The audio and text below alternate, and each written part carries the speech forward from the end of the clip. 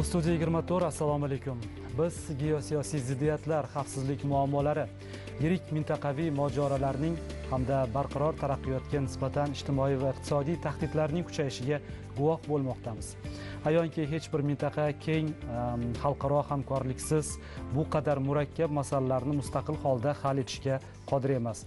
Markaziy Osiyo va Yevropa ittifoqi an'anaviy sheriklar bo'lib, o'zaro yaqin hamkorlik uchun talab faqat o'sib bormoqda. Biz ham Yevropa tomoni kabi xalqaro huquqning tamoyil va me'yorlariga sodiqligimizni bildiramiz, dedi davlatimiz rahbari bugun Markaziy Osiyo Yevropa ittifoqi birinchi sammitidagi nutqida. Kelajakka sarmoya kiritish shiori ostida bo'lib o'tgan sammitda qanday masalalar markaziy o'rinni egalladi, qanday yangi g'oya va tashabbuslar o'rtaga tashlandi. Bugun shu haqda so'z yuritmoqchimiz. Studiyamiz eksperti